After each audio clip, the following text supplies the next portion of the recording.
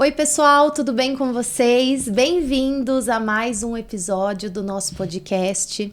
Como eu sempre gosto de dizer para vocês, esse espaço é um espaço de acolhimento, para a gente se inspirar, para a gente edificar a nossa fé, para a gente se identificar. E hoje a gente tem uma convidada muito especial, com uma história muito especial. A gente recebeu uma mensagem de uma seguidora falando sobre a história dela e nós entramos em contato. Então a gente está muito feliz e honrado de você aceitar o convite.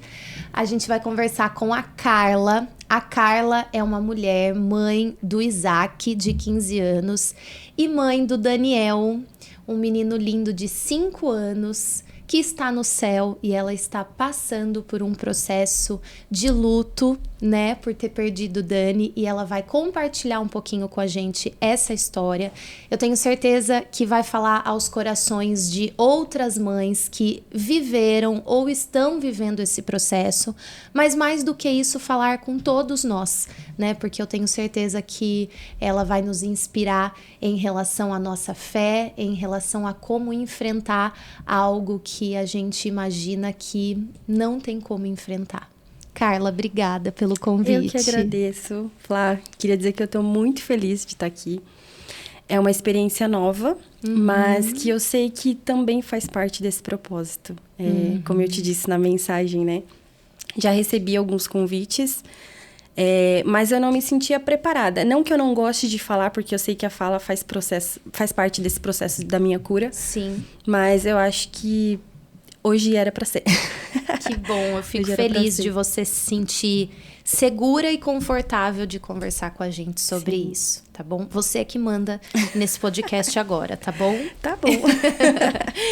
Carla, como eu falei pro pessoal te apresentando, você é mãe do Isaac, de 15 anos. 15 anos. Me conta aí um pouquinho desse início, da maternidade. Gente, desde que eu me entendo, né, por menina mulher, desde os meus 15 anos eu já sonhava em ser mãe. Eu conto isso pra ele até hoje. Eu sonhava com ele debaixo de uma árvore de romã, pra você ter ideia, que era uma árvore que tinha na frente da minha casa. Eu tinha 15 anos, eu não sabia como seria. Mas eu falava pra Deus que eu queria um filho. Eu sabia que ele me daria um filho, mas não sabia que seria o primeiro, né? Uhum. E aí, pouco tempo depois me casei nova, com 17 anos, que é o pai dos meninos, né? Uhum.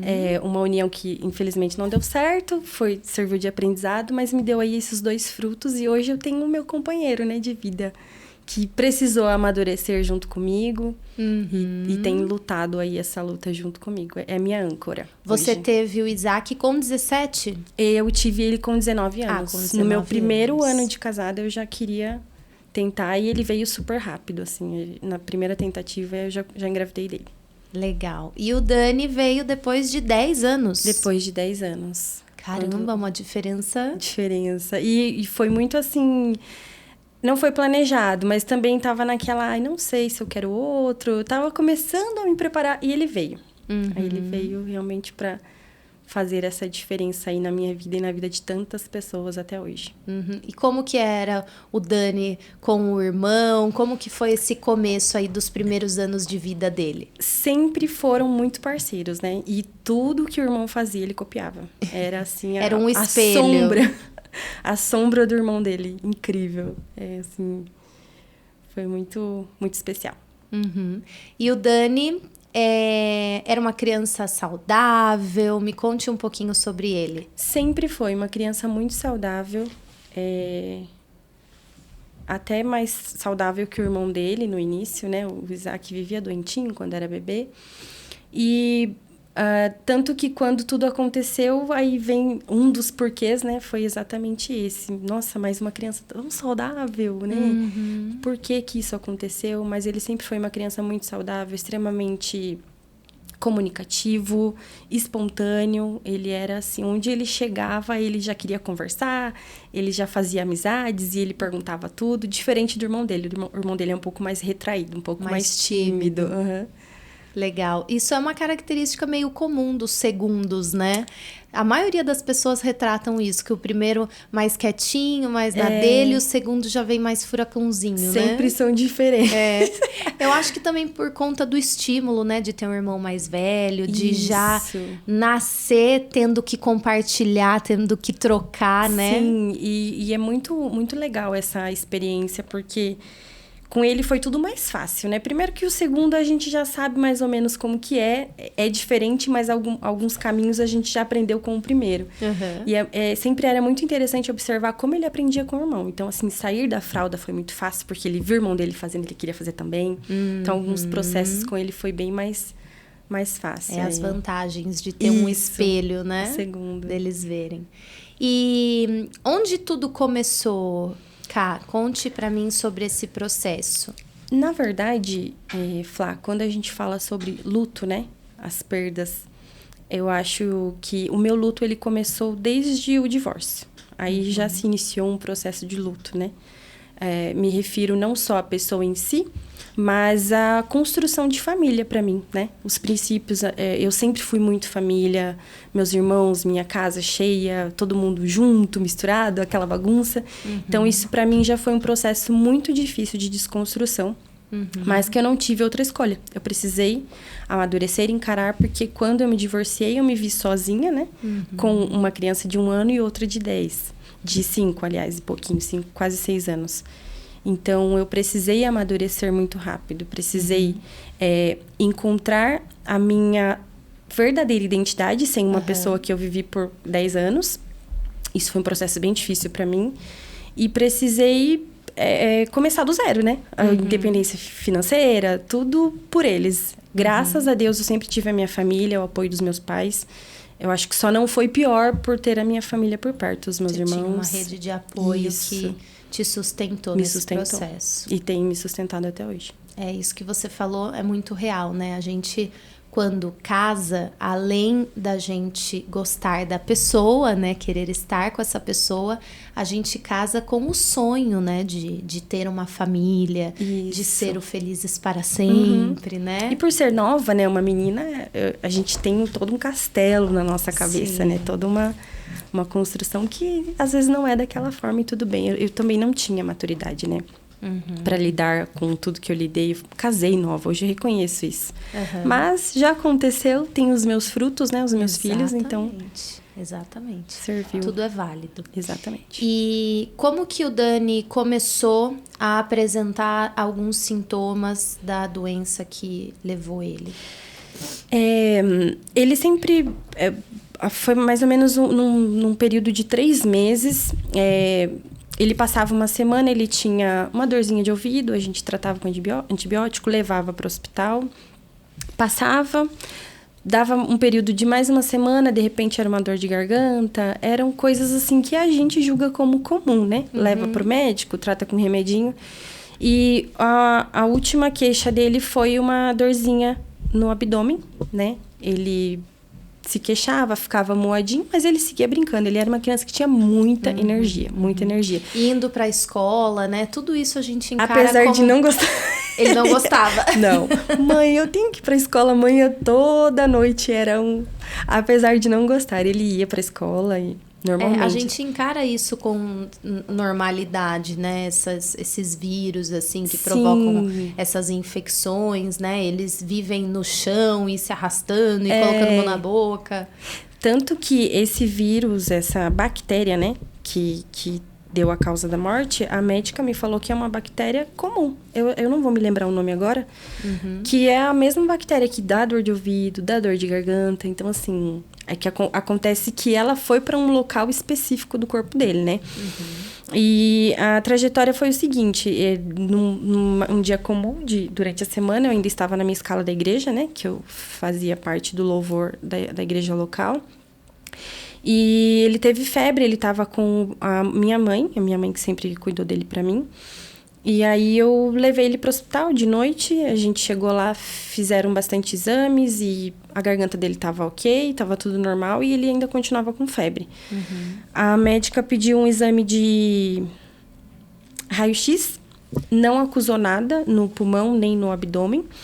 E aí, por precaução, na verdade, assim, eu tive sorte, né? Porque trocou de plantão. E a médica que trocou, que eu fui levar os exames dele, ela olhou e falou, olha, no raio-x não deu nada, vamos levar ele pro GPASS, né?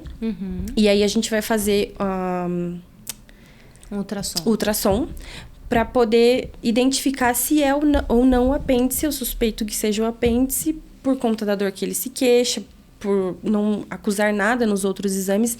Se realmente for, a gente tem que fazer a cirurgia por emergência, né?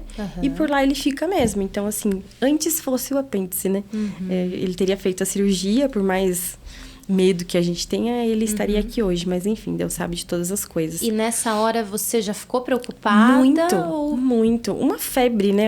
Estar no hospital, a gente já fica, assim, aterrorizada. Então, eu já fiquei naquela preocupação. Eu falei, meu Deus, meu filho vai... Então, pra mim, o pior que poderia acontecer era isso. Meu filho passar com 5 anos, passar por uma cirurgia de apêndice. Eu ficava, meu Deus, não permita que seja isso. Passamos a madrugada aguardando, porque ele só ia fazer de manhã o exame. Fiquei com ele o tempo todo lá e a febre cessou. E aí, pela manhã, fizeram a ultrassom e... O apêndice dele estava normal, mas diagnosticou nódulos no intestino por conta dessa infecção que ele já estava decorrente, né? Então, ele chegou a ter um pouquinho de virose, vômitos. Então, causou esses nódulos que causavam essa dor nele. E aí... Isso é uma coisa comum, Ká? Com uma infecção repetida, é comum essa reação de criar nódulos? Não, no intestino não é comum. Mas o que acontece? De certa forma, o corpo dele se tornou... Não estava imune, né? Que fala ao antibiótico. Ao invés de tratar, proliferou algo nele. É como se fosse uma sepsia, sabe? Sim. Já estava generalizando a infecção e nós não percebemos, nós não sabíamos, né? Entendi. Por conta desse quadro. E... Aí a gente fez a ultrassom, né? Eles viram que era no intestino. E aí decidiram internar. Até então a médica falou, olha, é algo que dói muito, mas é algo que a gente vai conseguir tratar, né? Não é algo gravíssimo, não é algo grave, apesar de não ser comum. E precisava associar 2 antibióticos que ele ia tomar para veia. Então, na veia, então ele ficaria 10 dias internado. Então, foram os 10 dias. Aí começou. Internou. E nesses 10 dias, Flá, foram períodos assim que, visualmente, né? O meu cenário não era de morte. O meu cenário era de uma criança doente, apesar de ser terrível você estar com seu filho. Ele não era uma UTI, ele estava no quarto normal, ele brincava, ele comia, nós íamos para a brinquedoteca.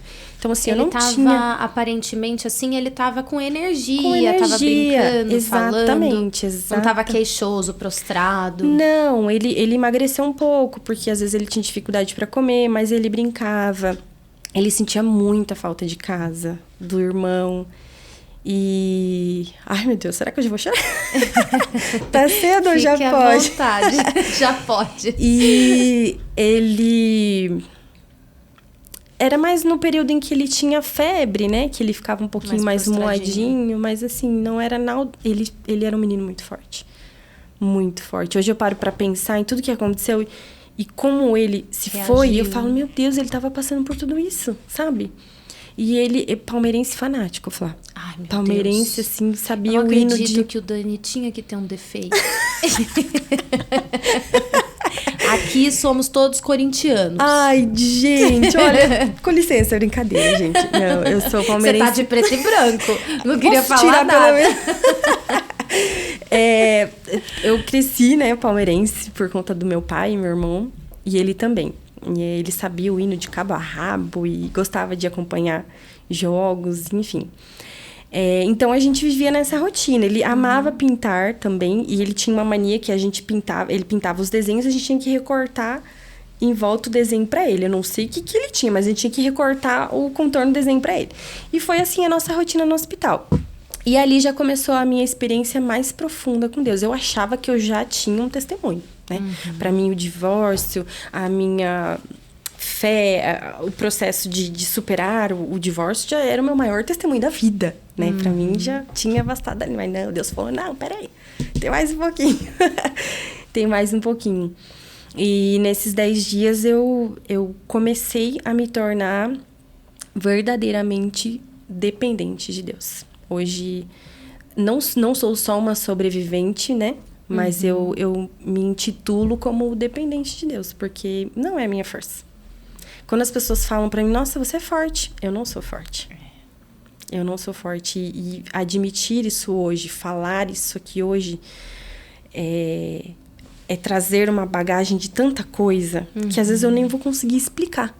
Sim. Mas é isso, sabe? É isso, eu não sou forte. É realmente desfrutar da graça de Deus. Da graça de Deus. Eu acredito fielmente que, assim, em Deus nada é desperdiçado. Nenhuma dor, nenhuma lágrima, nenhum sorriso. Tudo Ele usa para, de certa forma, nos marcar. Sim. E ali, nesse período de 10 dias, eu comecei a ser marcada. E, por incrível que pareça, foi um silêncio. Era completamente o silêncio de Deus. Mas, em todo momento, eu senti Ele ali. Porque eu me fortaleci, sabe? Eu fui me fortalecendo. Muitas pessoas se mobilizaram. Igrejas levantaram correntes de orações. Tanto que na semana eu postei um vídeo, como eu ministrava na igreja. Todo louvor novo que eu ia ministrar, eu ficava uns 15 dias tocando ele em casa. Então, as crianças aprendiam na marra comigo a cantar música, para aprender a letra. Todo mundo cantava junto. E ele aprendeu a resposta do Thales Roberto, não sei se vocês conhecem. Então, ele cantava comigo de cabo a rabo também. E aí, eu tinha gravado ele uns dias antes dele ser internado, no carro, ele cantando essa canção. Não sei se você chegou a ver esse vídeo. Eu não vi. Eu te mostro numa oportunidade. E esse vídeo viralizou, né? As pessoas começaram a compartilhar e muitas igrejas de cidades que eu nem sei da onde que eram me mandavam mensagens que estavam em oração por ele. Então, qual que era a minha crença naquele momento? Deus vai curar o meu filho. Ponto. Não tem como. Olha o tanto de gente que tá orando pelo meu filho, sabe? Não tinha outra possibilidade. Eu ia viver a cura e na minha cabecinha, né, limitada, o meu testemunho ia ser a cura do meu filho para trazer fé para as pessoas. Sim. Eu só não sabia que ele ia ser curado para a eternidade. De outra forma. De outra forma. E aí, esses 10 dias foi um silêncio de Deus. Eu pedia respostas, eu perguntava para Deus o que ele queria de mim, qual que era o próximo passo, será que eu estou fazendo algo errado, existe algo que eu preciso, né? Então, você fica assim, não, Deus, me fala que eu, né? Eu faço. Se eu tenho que aprender alguma coisa com esse processo, me mostra logo que eu vou aprender rapidinho e a gente sai dessa situação. Exatamente. Né? A gente fica tentando negociar, né? Sim. Com Deus. E é uma barganha, né? Foi um silêncio, mas eu sentia muito a presença de Deus. Muito. Era um silêncio, mas uma presença todos os dias. No quarto, ele dormia, eu não conseguia dormir. Eu só queria sair dali com meu filho. Dos 10 dias, foram só 2 noites que eu não passei com ele. Que eu precisei... Tive alguns compromissos. E aí, minha irmã e o pai dele me ajudaram nisso. E os demais, eu fiquei com ele o tempo todo. Então, assim, a gente cantava, eu orava com ele todos os dias, eu ungia o meu filho dos pés à cabeça, ele pedia para ir para casa, eu falava, não, a gente vai para casa, filha. Então, assim, eu já fui, de certa forma, fortalecendo ele também ali, sabe? Sim. Para trazer uma segurança para ele. 5 anos já entendi muita coisa, né, Flá? Então... Ele tinha medo? Você sentia ele com medo, Ká? Ele tinha medo das agulhas, dos exames. Era a única coisa que ele ficava apavorado. Mas das outras coisas ele não tinha medo. E da chuva, né? A chuva. A chuva é algo que ele tinha muito medo. E isso é algo que até hoje, assim... Deus me tratou muito, muito. Mas no início, para você ter ideia, quando... eu precisei me despedir, né? A separação da carne. Em períodos de chuva forte, eu corria pro cemitério. Eu sabia que meu filho não estava ali, que é só, né? Mas é um instinto, eu não conseguia falar. Eu pegava meu carro e eu corria pra lá e eu ficava lá. Eu ia escondido da minha família, porque se eles soubessem, eles não iam deixar eu ir. Porque eu sabia que ele tinha medo. Então, hoje eu consigo lidar com isso, a terapia me ajudou muito. Mas ainda é algo que... eu procuro desviar o pensamento, sabe? Sim, e isso é uma coisa comum, né, Ká? A gente que tem uma fé, a gente também tem que lidar com muitos julgamentos, né? Sim. Só que a gente precisa entender que, antes de tudo, nós somos humanos, né? E Deus, na sua infinita bondade e misericórdia, não olha pra gente lá de cima com esse julgamento. Porque eu acredito que ele mandou Jesus aqui para viver como a gente, muito também para isso. Sim. Para entender as nossas dores e as nossas limitações, Precisava né? ser assim, né? Então, a gente já passou assim por algumas percas na família de pessoas próximas, assim, a pessoa que se foi falar, eu tenho vontade de ir no cemitério, eu tenho vontade de ficar lá, mas eu não posso porque a minha fé diz que ele não tá lá. Mas isso é a nossa carne, né? A nossa necessidade humana. Exatamente. E é muito diferente. Acho que a gente não precisa levar dessa forma. Eu precisei ressignificar. Por exemplo, hoje é dia 2, né?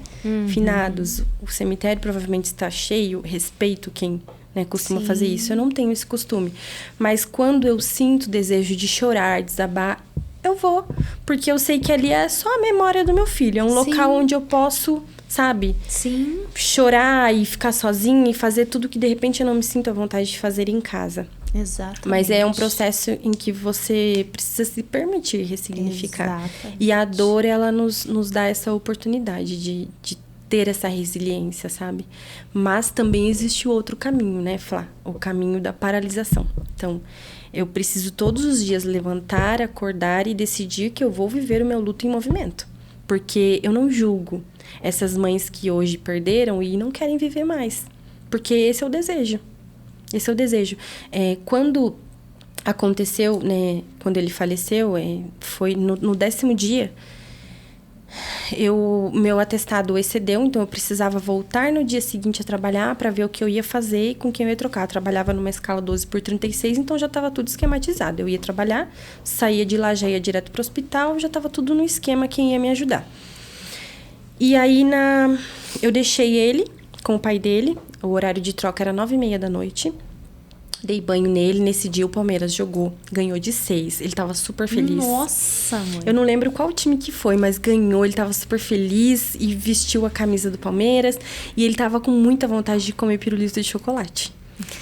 E aí, eu, com jeitinho, eu convenci a médica. Ela deixou a gente trazer, e uma amiga da minha mãe da igreja fazia, né, doces, e ela levou para ele esse pirulito e ele comeu feliz da vida um pirulito de chocolate.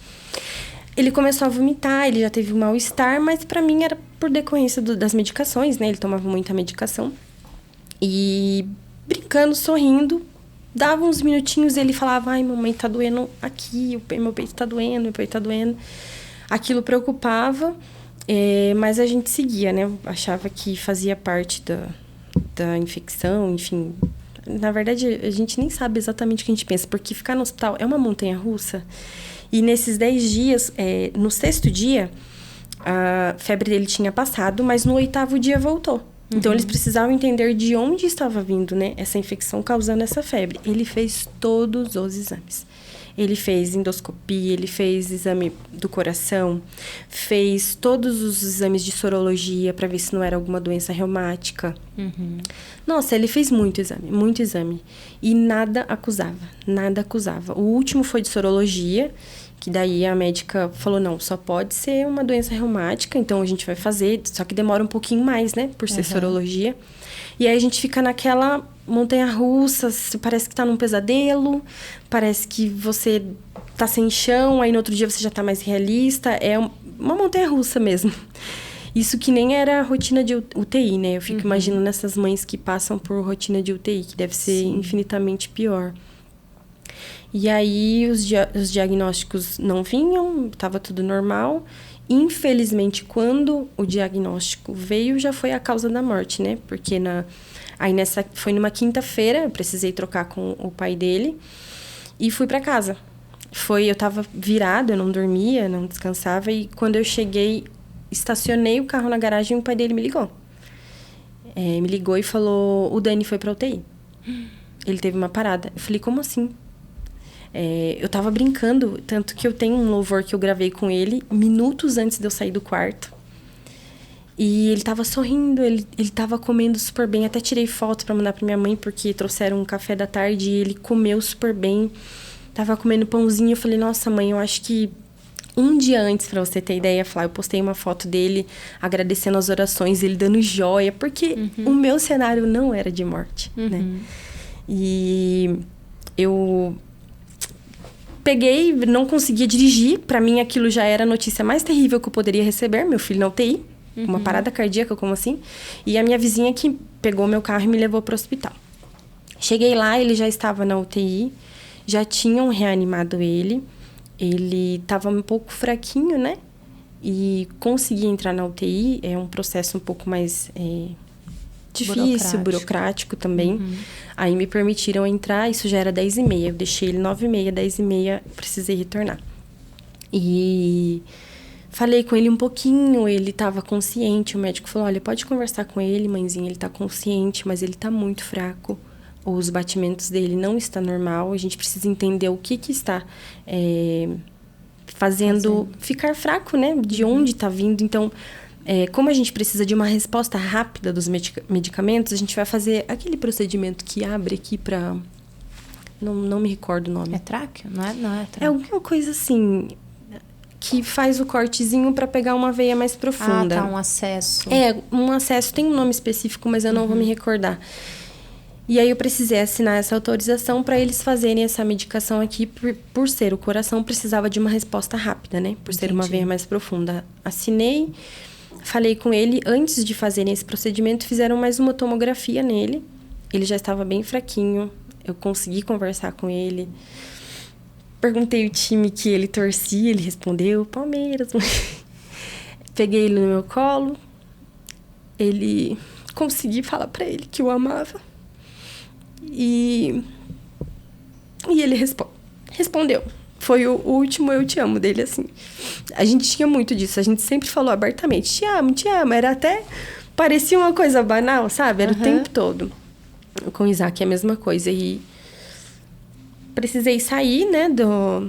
Do quarto, porque tinha horários para ficar lá. Então, recebi toda a orientação que no dia seguinte eu poderia voltar lá. Os horários que eu poderia ficar, como eu poderia ficar. Tem toda uma roupa especial. E eram 2 crianças por UTI, né? E Deus foi tão bom comigo que nesse dia era uma pessoa conhecida que estava lá na UTI de plantão, uma enfermeira que fez parte da minha família. E então ela ficava o tempo todo comigo no celular. Tá tudo bem, tá tudo bem. E eu precisei ir para casa. O pai dele ficou lá. Eu fui para casa tomar um banho. Minha família já estava em casa, os meus irmãos. Então, para mim, aquilo era o auge. Não poderia ter coisa pior.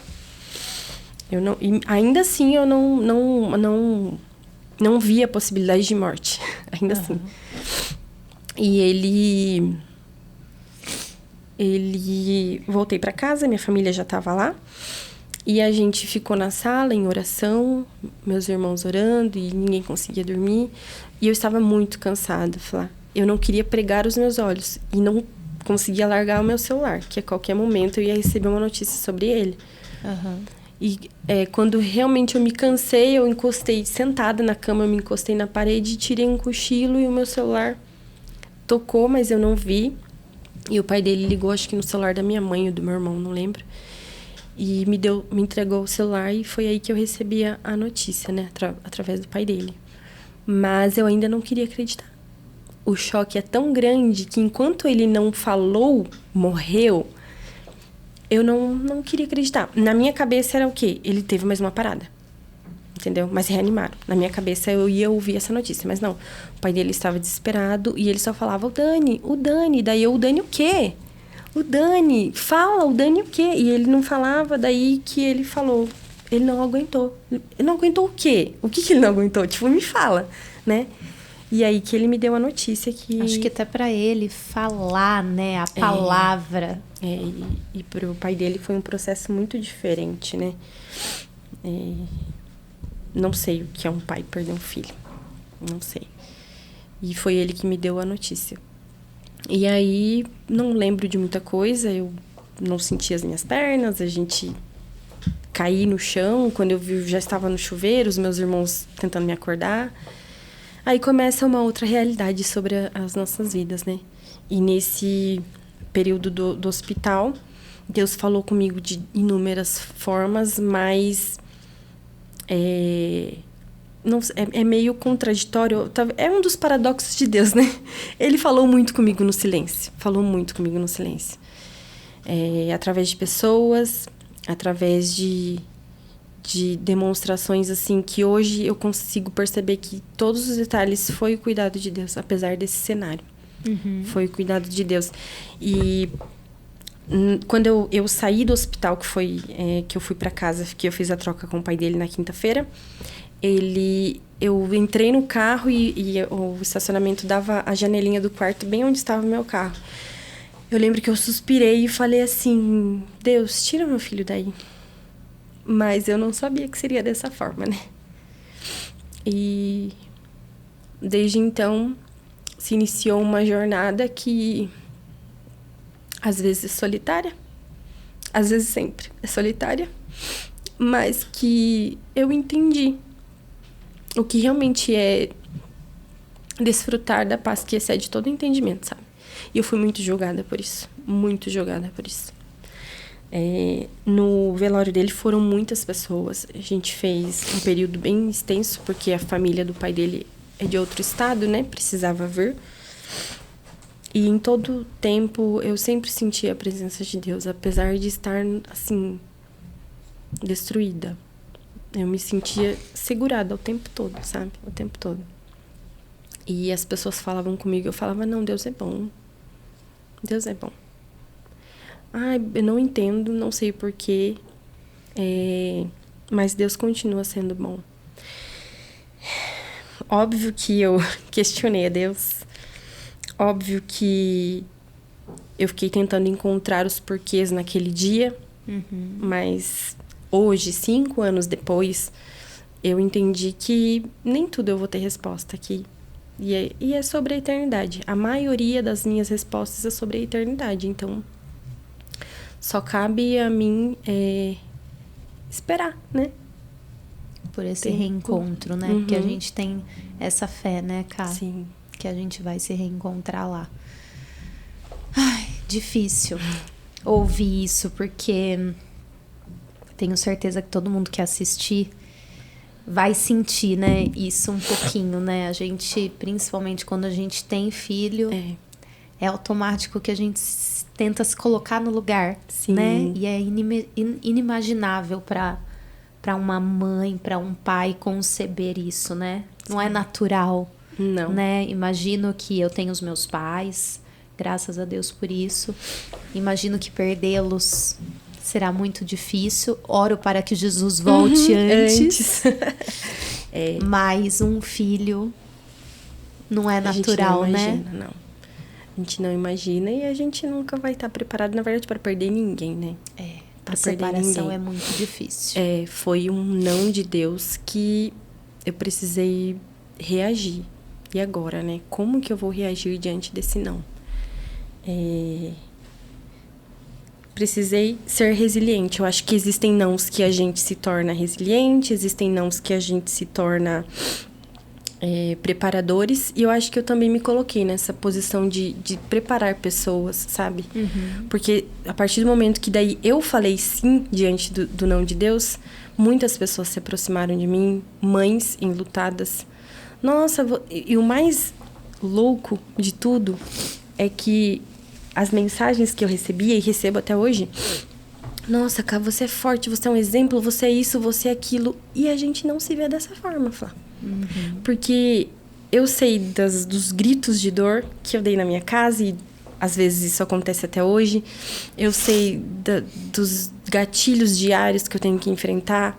Eu sei do quanto eu me sinto fraca diante da dor. Mas eu entendo que nesse processo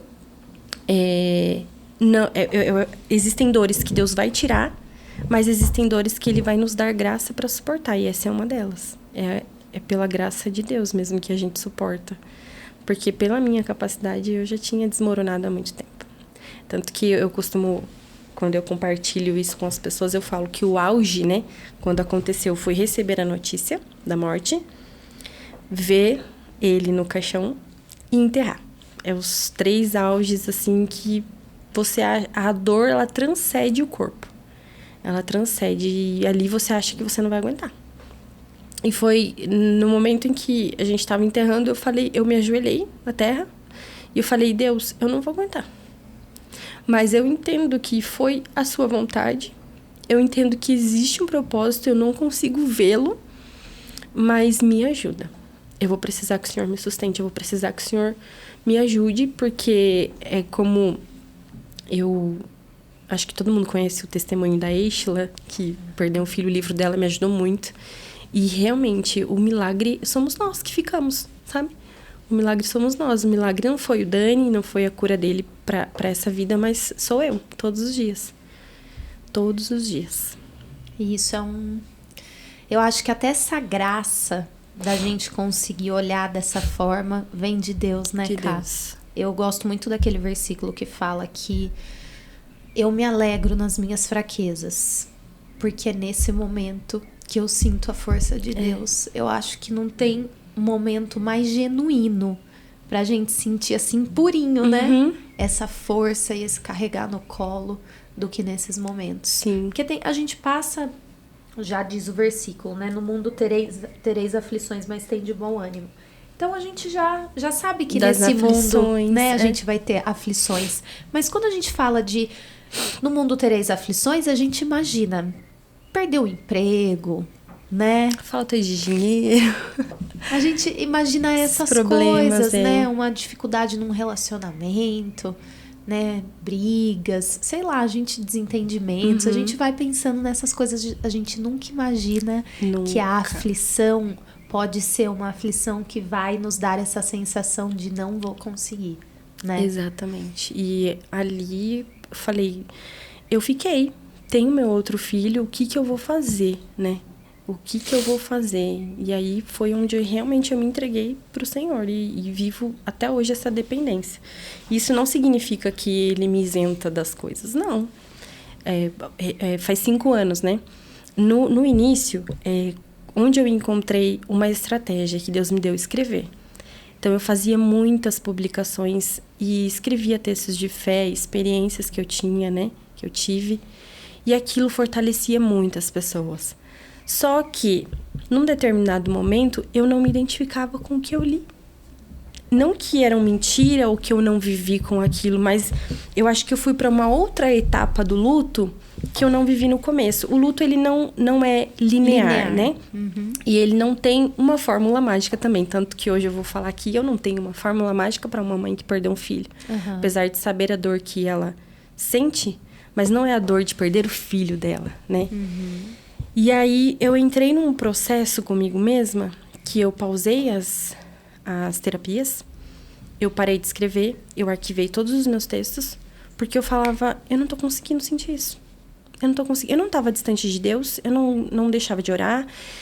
Desde que eu perdi o Dani, eu enterrei ele no sábado, no domingo eu já estava ministrando na igreja. Então, assim, foi bom e não foi. Por quê? Esse impulso que eu tive de sentir a força de Deus em mim fez eu pular uma etapa no início que hoje seria muito importante para mim. Então, estar aqui falando sobre isso hoje também é algo que acho que eu precisava muito. Porque as pessoas esperavam textos e coisas assim no Instagram e eu falava, não, eu não tô vivendo isso agora. Como que eu vou falar? As pessoas precisam ver que eu também sou fraca, que eu me permito sentir dor, mas como que eu vou mostrar isso? Eu não vou me mostrar aqui dessa forma, eu não quero. Primeiro que eu não sou nenhum influencer, né? E não me senti aberta para isso. Então, eu passei por esse processo que algumas coisas que eu não consegui elaborar no começo vieram recentemente. Então, os questionamentos... eu já sabia, eu sei que o meu filho foi para a eternidade, eu sei que lá não tem dor, eu sei que eu vou encontrar, eu acredito na palavra, sabe? Mas, assim, existem porquês que eu preciso que sejam naturais para mim. As respostas espirituais eu já tenho. Mas e as respostas naturais? Eu precisava de respostas. E aí, eu não me rebelei contra o Senhor, mas eu ficava, Deus, mas por quê? Pra quê? Em que momento, sabe? E então isso me gerou alguns conflitos. Eu parei de escrever e eu comecei a sentir um certo incômodo quando as pessoas me chamavam de forte. Pra você ter ideia. Porque a minha imagem estava desconstruída para mim mesma nesse período Era como se fosse uma mentira. Mas não era mentira, entende? Tudo que eu postei, eu vivi, foram experiências reais, mas eu não me identificava com as minhas próprias palavras, com as minhas próprias experiências. Era como se eu estivesse anestesiada. E como que eu vou explicar isso para as pessoas? Não tem como. Não tem como. E nem sei se eu devo, sabe? Sim. É como se logo que aconteceu, esse ímpeto, né, de superação tenha sobressaído a essa calma de entender que eu vou ter que passar pela dor, que eu vou ter que passar por esse processo. Um dia a conta chega, né, Ká? É como se a gente estivesse ali dando uma empurradinha para debaixo do tapete, mas vai ter uma hora que a gente vai ter... outra hora eu resolvo e vai voltar. Não adianta, uma hora você vai ter que resolver. Graças a Deus, com a ajuda de profissionais e minha família, tenho conseguido. Sou um tipo de pessoa que consigo expor, consigo colocar para fora, entendo os meus limites, me acolho quando preciso, porque até hoje tem dia que eu acordo e... Puxa vida, não, estou um caco, sabe? Mas ok, vamos lá, a gente vai vencer. Tem as responsabilidades, tem a vida que continua, o trabalho, enfim.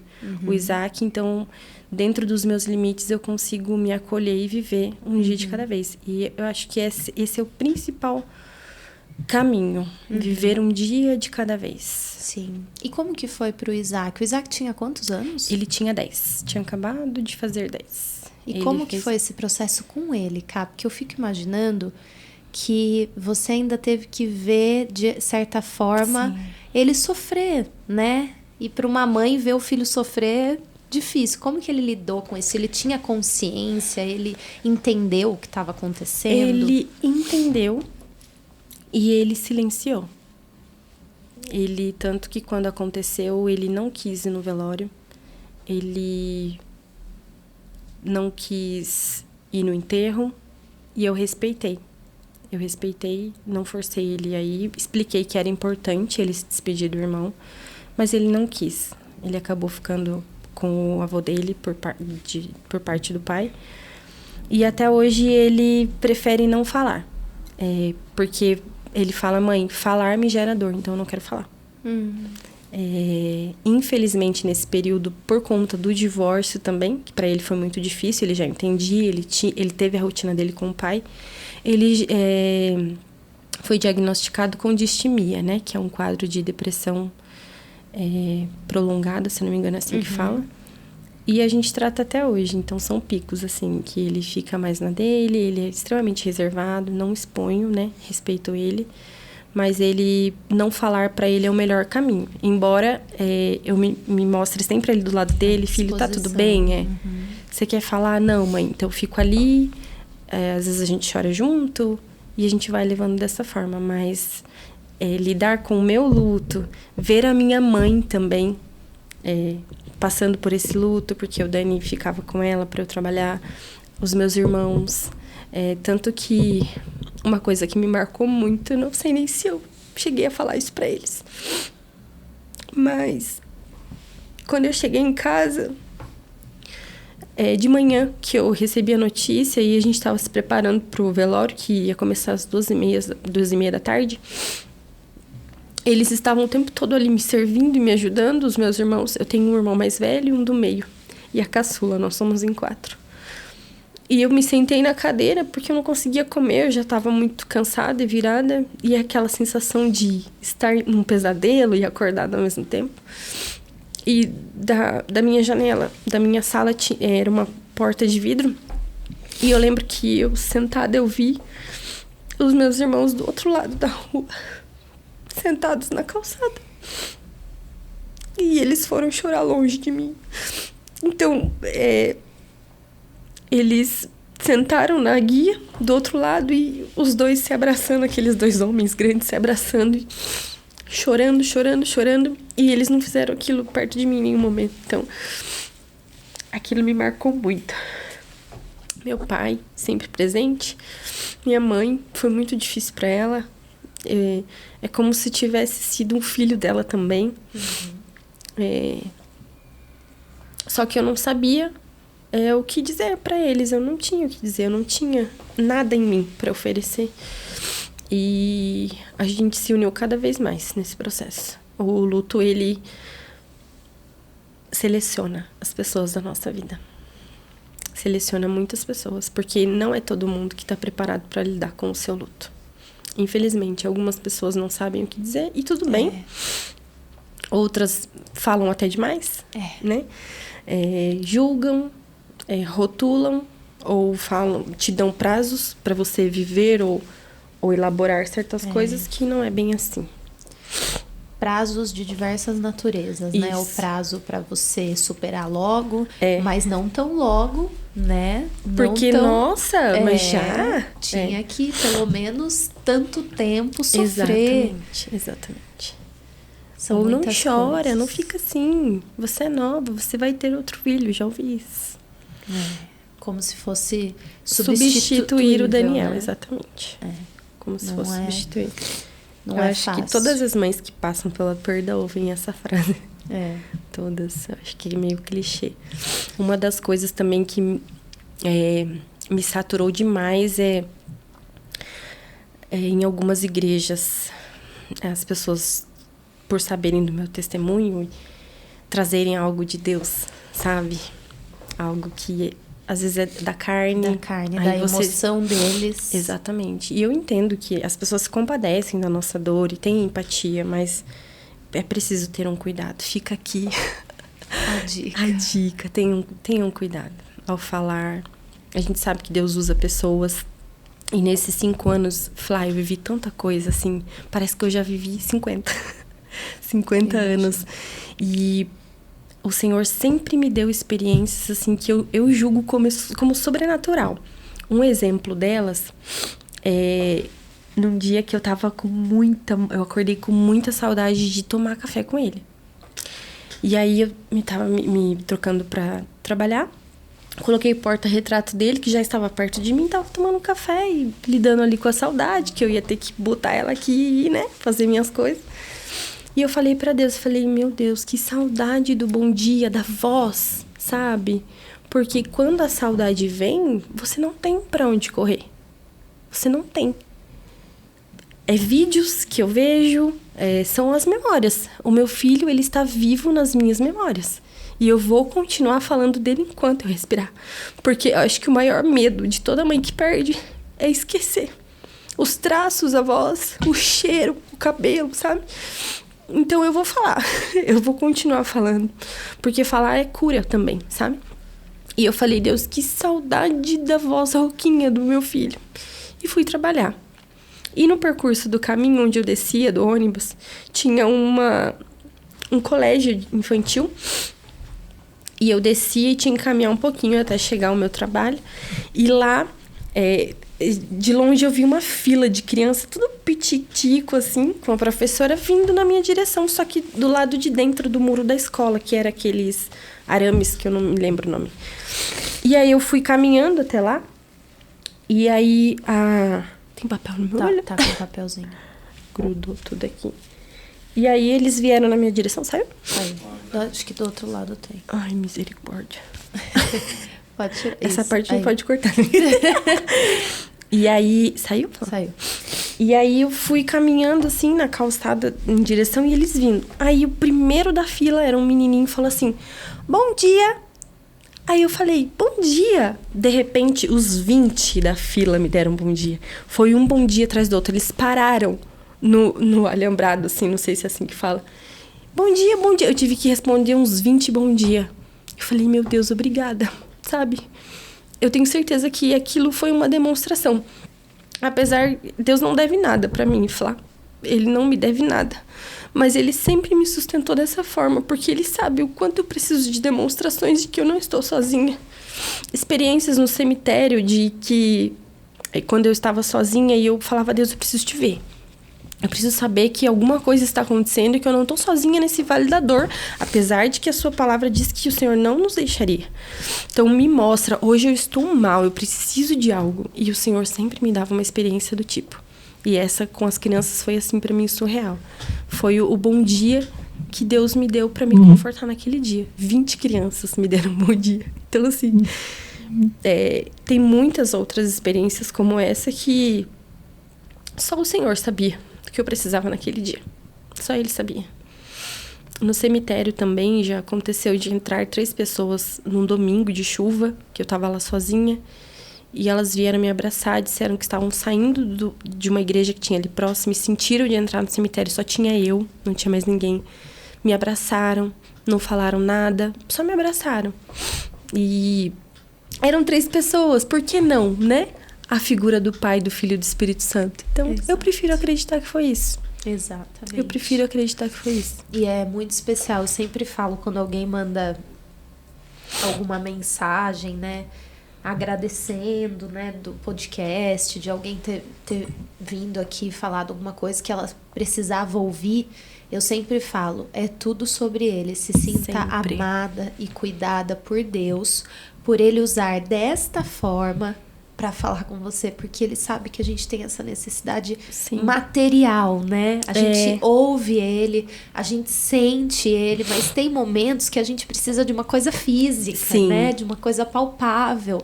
Como, por exemplo, quando você falou que estava com saudade do Bom Dia, ele poderia só se fazer presente e você me sentir, sustentar e tá mas tudo ele certo. usou de uma coisa materializada para falar para você, olha, eu tô aqui, eu tô colhendo as suas lágrimas, eu tô te sustentando. E o mais curioso nesse dia é que Deus é um Deus de detalhes mesmo, não adianta, né? Eu parei, na hora eu já comecei a chorar. E aí a professora tava na frente, assim, ela me olhou, ela ficou meio preocupada, ela não entendeu o que tava acontecendo. Ela, tá tudo bem? Falei, tá sim. Aí eu perguntei, qual que é a idade deles? Ah, eles têm entre 6 e 7 anos. E é exatamente a idade que ele teria naquele momento, sabe? Então foi, assim, muito específico o que Deus fez. Muito específico. E tem sido até hoje. Tem sido até hoje. Que especial te ouvir, Carla. Que refrigério que traz, sabia? Apesar da gente se emocionar e sentir, né, um pouco, né, dessa aflição, né? É um refrigério te ouvir, porque a gente consegue sentir esse cuidado de Deus e esse sustentar dele na sua vida. Parece que passa assim pra gente, sabe? Isso é bom. Então, é muito especial te ouvir.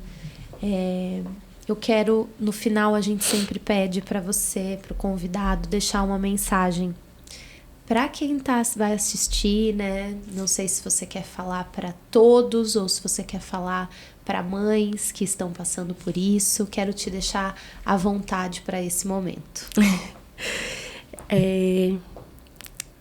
Existe um caminho, um outro caminho. Existe o caminho, né, do vale da dor, que é o luto de uma mãe. Apesar de parecer que estamos sozinha, não estamos sozinha. E eu gostaria de mostrar esse caminho para elas, sabe? E não é negar a minha dor, não é romantizar o luto de forma alguma, mas é mostrar que existe uma outra possibilidade de viver o luto em movimento. E eu sabia que um dia Deus me colocaria nesse lugar de fala, mesmo não tendo ideia do que eu ia falar. Tanto que os outros convites que eu recebia, eu falava, Deus, mas o que eu vou falar? Eu não tenho uma fórmula mágica para uma mãe que perdeu o filho. Mas eu tô aqui.